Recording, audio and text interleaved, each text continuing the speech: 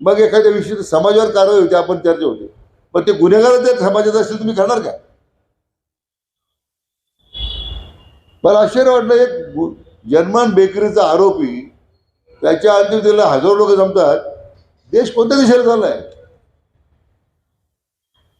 देशद्रोही कारवाई करणाऱ्याच्या अंत्यविधीला ठीक आहे, दुर्दांत अंत कसा झाला असेल भाग वेगळा, पण लोक त्याचा उत्सव साजरा करतात, म्हणजे लोक त्याच्या निषेध हजर राहतात. संताप येतो आपल्यासारख्या एखाद्या माणसाला की काय चाललं का आपल्यामध्ये. आणि ते लांगण चालून आपली काही मंडळी करतात राजकीय पक्षाची मता करता. तो जर्मन बेकरीचा मुख्य आरोपी होतो. हजारो निरपराध लोक त्या ठिकाणी, काही निरपराध लोक मारले गेले जर्मन बेकरीच्या बॉम्बस्फोटमध्ये. लोकांचं धाडस किती वाढलेलं आहे. हे धाडस काय वाढलं? कारण गुन्हेगारीवर आम्ही अंकुश ठेवू शकलो नाही, त्यामुळे धाडस वाढलेलं आहे. माहीत तुम्हाला विनंती आहे, जाहीरपणे मुद्दा बोलतोय, कोणाला काय वाटते मला चिंता नाही आहे. पण आपला जिल्हा हा या गुन्हेगारी मुक्त करण्यासंदर्भात, आर्थिक गुन्हेगारीच्या बाबतीमध्ये जिल्ह्याचं जो नाव खराब होत चाललेलं आहे, किंवा अशा पद्धतीचे बेकायदेशीर शस्त्र बाळगून अवैध व्यवसाय, ड्रग्सचा सगळ्यात मोठा धोका आहे. काय चाललं ड्रग्स म्हणजे रोज कुठे ड्रग्स मिळतं अशी स्थिती आहे. जिल्ह्याचा पालकमंत्री म्हणून सुद्धा मला कधी कधी मान शर्मेने खाली जाते. आम्ही कुठं कमी पडलो आहे. सगळ्यात पहिले सगळ्यांना नमस्कार. आजची जी आपण जी प्रेस बोलवली आहे त्याच्या पाठीमागचं कारण असं आहे का मागच्या 31 तारखेला जे आमचे बंधू हाजी बंटीभाई जागीरदार यांची जी हत्या झाली, त्या हत्येच्या नंतर सोशल मीडियावर किंवा काही नेते मंडळीकडनं जी चुकीची स्टेटमेंट, चुकीचे बातम्या पसरवल्या जात आहे मुद्दामून, त्याच्या बाबतीत जे आहे आम्हाला खुलासा करणं गरजेचं होतं, असं आमचं सगळ्या परिवारांचं, समाजाच्या आणि गावातल्या लोकांचं म्हणणं होतं.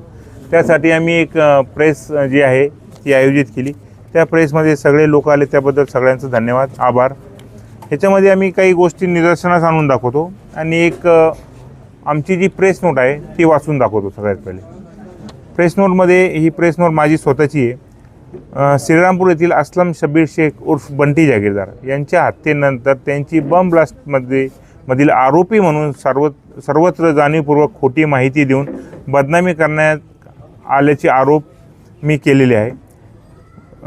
बदनामी करण्याचे आरोप काही करण्यात येत आहे. नगरसेवक म्हणून मी त्यांचा भाऊ म्हणून वास्तविक बंटी जागीरदार यांचा जर्मन बेकरीशी जो संबंध जोडला जात आहे त्या संबंधाचा आणि बंटी जागीरदारचा काही संबंध नाही.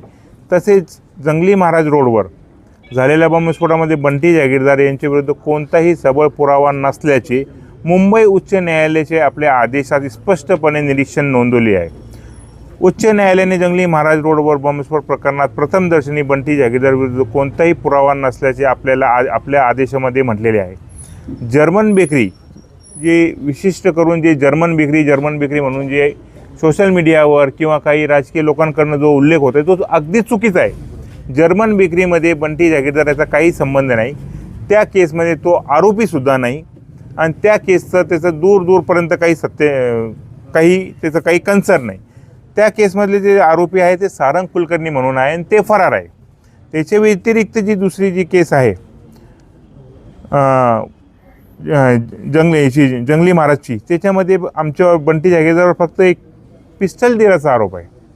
जी पिस्टल ती त्यांनी विकली होती त्या घटनेच्या 3-4 महिन्यानंतर, आणि ती पिस्टल कुठेही त्या घटनेत वापरलेली नाही. त्या घटनेमध्ये एकही माणूस जो आहे तो मरण पावलेला नाही. हे आमचं प्रेस नोटच्या मार्फत आम्ही सांगितलेलं आहे. आता ही प्रेस नोट आहे. आता याच्यामध्ये आम्ही काही गोष्टी जी आहे आपल्या इलेक्ट्रॉनिक मीडियाच्या बाबतीत जे आहे ते सांगू इच्छितो. ही पहिली प्रेस नोट आहे जी आमच्या बाबतीत जी चुकीची बातमी सोशल मीडियावर वगैरे न्यूजपेपरमध्ये दाखवली जात आहे ती चुकीची आहे. त्याच्यानंतर एक दुसरी प्रेस नोट आहे आमची, ज्या टोळींवर आम्हाला शंका म्हणजे खात्री आहे, त्या टोळीच्या बाबतीत कसे जिल्हेभर जे आहेत ते गुन्हे आहेत ते कसे पेंडिंग आहेत, त्या गुन्ह्यामध्ये ते मागच्या 12-12, 13-13 वर्षापासून ते फरार आहे. त्याच्या बाबतीत एक प्रेस नोट आम्ही आपल्याला दिलेली आहे. त्यांच्यावरचे असलेले केसेसची सेक्शन कोणती आहे ते आम्ही आपल्याला या माध्यमातून दाखवू इच्छितो. गंभीर स्वरूपाचे सगळे सेक्शन आहे, कोणते कोणते केसेस त्यांच्यावर पेंडिंग आहे, चालू आहे, त्याची आम्ही आपल्याला रेकॉर्ड दिला आहे. त्याच्या व्यतिरिक्त जे आमच्यावर ॲलिगेशन केलेलं आहे जंगली महाराज रोडच्या ब्लास्टच्या बाबतीत, त्याच्यामध्ये आम्ही हायकोर्टाची ऑर्डर, मुंबई हायकोर्टाची ऑर्डर, त्याच्यामध्ये पॅरा नंबर 14मध्ये स्पष्ट उल्लेख आहे का आमचा त्या घटनेशी काही संबंध प्रायमा फेसी दिसत नाही. ज्या केसेस आमच्यावर सांगतात का आम्ही हॅबिच्युअल क्रिमिनल वगैरे आहोत, त्या केसेसचा पण हायकोर्टाच्या ऑर्डरमध्ये उल्लेख आहे का 13 केसेसमध्ये आमची निर्दोष सुटका झालेली आहे. ह्याच्या व्यतिरिक्त काल जे माननीय पालकमंत्री साहेबांनी जे चुकीचं गैरसमजुतीने जे वक्तव्य केलं, ते ॲक्च्युली त्यांना ते कोणी ब्रीफिंग केलं असेल किंवा त्यांना ती चुकीची माहिती गेली असेल. आमची आपल्या इलेक्ट्रॉनिक मीडियाच्या मार्फत जी आहे ती विनंती आहे त्यांना का त्यांनी असं चुकीचं वक्तव्य करू नये अशी आमची त्यांना विनंती आहे. त्यांनी या सगळ्या गोष्टीची पहिले खात्री करावी. ही जर्मन बेकरी केसची जी आहे आम्ही रिपोर्ट ह्याला जोडलेली आहे. याच्यामध्ये आमचा आरोपी म्हणून आम्ही कुठंही त्याच्यामध्ये आरोपी नाही, आमचा त्याच्याशी काही संबंध नाही. ह्याच्या व्यतिरिक्त ज्या लोकांवर आम्हाला जी खात्री आहे का ह्यांनी हे हत्याकांडाच्या मागचे आका आहेत, जे गावातले टोळ्या चालवतात, त्यांच्यावर गंभीर स्वरूपाचे खुनाचे प्रयत्न, दरोडा, स्नॅचिंग, 376 सारखे जे केसेस आहेत ते गंभीर स्वरूपाचे केसेस यांच्यावर आहे आणि त्या केसेसमध्ये ते फरार आहे. आता ही साधी एक 376ची संगमनेरची केस आहे. ही जी केस आहे 2012मध्ये त्यांच्यावर रजिस्टर झाली आणि 2014मध्ये जी आहे ती सेशन कमिट झाली. तर 2014पासून हे लोक त्याच्यामध्ये फरार आहे आणि जे लोक 14पासून फरार आहे मागच्या 12 वर्षापासून, ते लोक 12 वर्षापासून गावात फिरतात. चौकातले जर CCTV कधी आपण चेक केले SP साहेबांनी, ॲडिशनल SP साहेबांनी, तर ते दिवसभरातून 50 वेळेस ते गावात दिसतील आणि पोलिसांना साधं त्यांना एक समज देता येत नाही आहे मागच्या 12 वर्षापासून.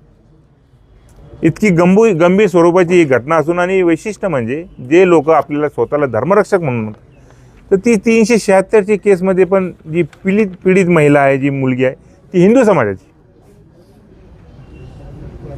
इतकी निंदनीय घटना असताना आमची जी आहे आपल्या इलेक्ट्रॉनिक मीडियाच्या मार्फत आमदार साहेबांना, पालकमंत्री साहेबांना विनंती आहे का त्यांनी सगळी सत्यता तपासावी आणि डिपार्टमेंटला जे आहे त्यांनी डायरेक्शन करावं का जे गुंड प्रवृत्तीचे लोक आहेत, ज्या या घटनेमागचे लोक आहेत, ते कोणीही असो, कोणत्याही समाजाचे असो, त्यांना शिक्षा झाली पाहिजे अशी आमची त्यांच्याकडनं अपेक्षा आहे. त्यांनी डायरेक्शन तसे द्यायला पाहिजे SP साहेबांना वगैरे.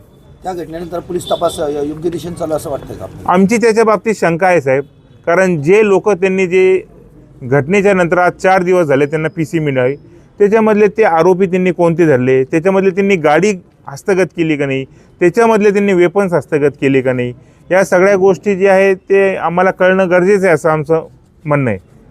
ज्यांच्यावर डायरेक्टली त्यांचे आका म्हणून तुम्ही आरोप करतात, असं काय एव्हिडन्स आहे किंवा असं काय अंदाज आहे तुमचा का त्यांनी केलेला आहे? आम्ही याच्या बाबतीत जे FIRमध्ये आम्ही जे आमचं म्हणणं आहे ते दिलेलं आहे आणि त्याच्यानंतर आम्ही पोलीस प्रशासनाला वेळोवेळी जे घटना झाल्या सोशल मीडियाच्या माध्यमातून, काही गावातल्या व्यवहाराच्या माध्यमातून किंवा राजकीय माध्यमातून जे काही घटना झाल्या आहेत ते आम्ही सगळे जे आहे ते ॲडिशनल SP साहेबांना आणि पोलिसांना आम्ही ते दिले आहे आणि इथून पुढं बी आम्ही त्याचे ते जे आहे ते पहिले काही ओरली बोललो, पण आता आम्ही इथून पुढे जे आहे त्या सगळ्या गोष्टी आम्ही रेकॉर्डवर देणार आहे.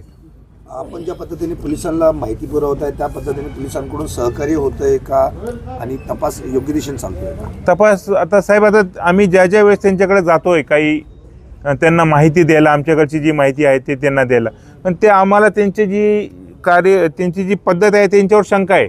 आपल्या इलेक्ट्रॉनिक मीडियाच्या माध्यमातून आमची अशी विनंती राहील SP साहेबांना, नामदार साहेबांना आणि IG साहेबांना का ही जी घटना आहे तिचा जो तपास आहे तो ICIT मार्फत व्हावा.